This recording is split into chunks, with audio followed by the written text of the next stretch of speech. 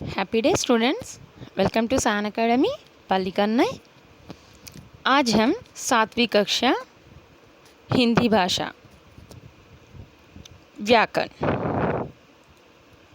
व्याकरण में सर्वनाम के बारे में जानेंगे।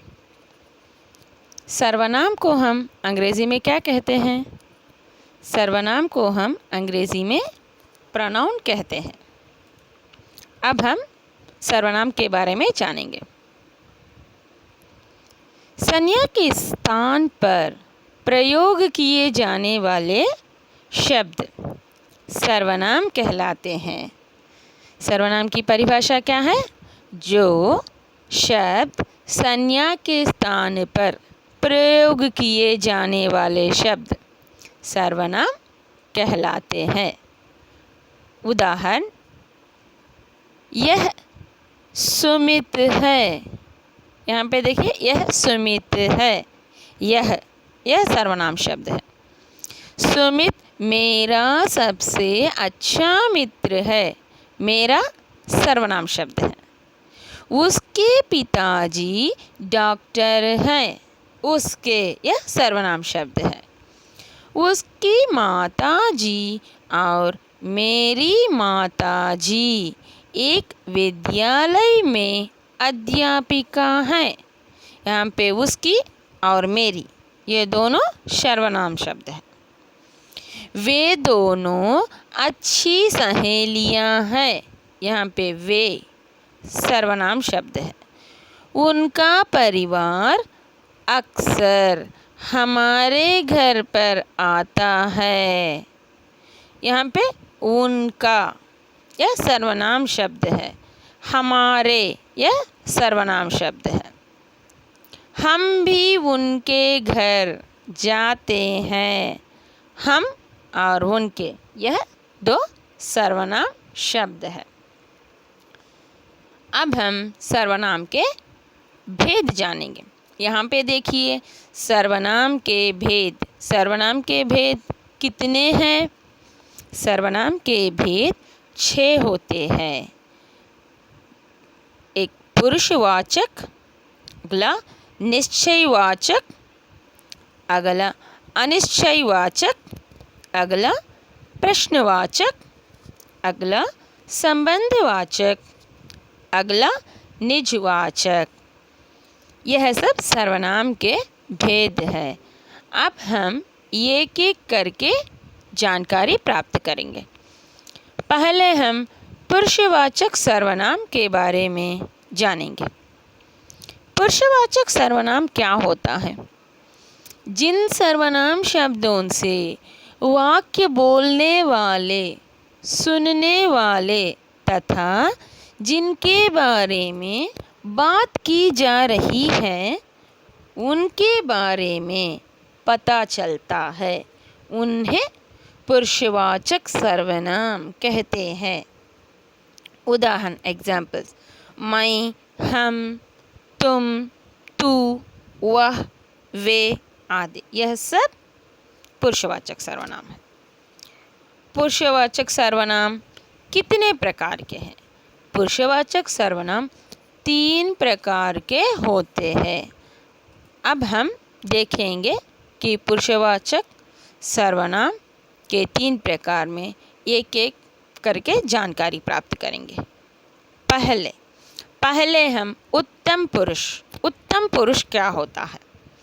जिस सर्वनाम को बोलने या लिखने वाला अपने लिए प्रयोग करता है, उसे उत्तम पुरुष कहते हैं। उदाहरण, मैं टीवी देखूंगा। हम 5वीं कक्षा के छात्र हैं। मेरा नाम अनिल है। यह सब उत्तम पुरुष के उदाहरण हैं। अगला हम मध्य पुरुष वाचक, इसके बारे में जानेंगे।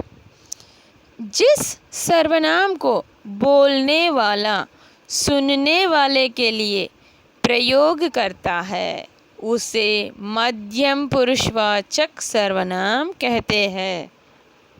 यहाँ पे देखिए कुछ उदाहरण दिया गया है। इस चित्र में क्या दिया है? तुम चित्र बनाओ, आप इधर बैठिए। यह सब मध्यम पुरुषवाचक के उदाहरण है। अब हम देखेंगे अन्य पुरुषवाचक। अन्य पुरुषवाचक क्या होता है? जिस सर्वनाम को कहने या बोलने वाला किसी अन्य पुरुष के लिए प्रयोग करता है उसे अन्य पुरुषवाचक सर्वनाम कहते हैं। यहाँ पे कुछ उदाहरण देखिए। इस चित्र में क्या हो रहा है? वो झूठ नहीं बोलता। इस चित्र में देखिए उसके पास कार है। यह सब अन्य पुरुषवाचक कहलाता है। अब हम देखेंगे निश्चयवाचक सर्वनाम। निश्चयवाचक सर्वनाम क्या होता है? जो सर्वनाम किसी व्यक्ति अथवा वस्तु का निश्चित बोध कराते हैं वे निश्चयवाचक सर्वनाम कहलाते हैं। यहाँ पे कुछ चित्र दिए गए हैं। देखिए यहाँ पे क्या हो रहा है? इस चित्र में यह किसकी टोपी है? इस चित्र में एक लड़की है, वह सवाल कर रही है कि यह किसकी टोपी है। अगले चित्र में देखिए तो क्या दिया है? वे हमारे दादा दादी हैं। यह सब निश्चयवाचक सर्वनाम कहलाते हैं। अब हम देखेंगे अनिश्चयवाचक सर्वनाम। अनिश्चयवाचक सर्वनाम क्या होता है? जिन सर्वनाम शब्दों से किसी निश्चित वस्तु अथवा व्यक्ति का बोध न हो उन्हें अनिश्चयवाचक सर्वनाम कहते हैं। उदाहरण तौर पर इस चित्र में देखिए कोई गाना सुनाओ, कोई गाना सुनाओ। अगला चित्र देखिए कुछ रुपये माँ को दे दो। अगला चित्र देखिए पार्टी खत्म होते ही सब चले गए। यह सब क्या है? अनिश्चयवाचक सर्वनाम कहलाते हैं। अब हम देखेंगे प्रश्नवाचक सर्वनाम। प्रश्नवाचक सर्वनाम क्या होता है?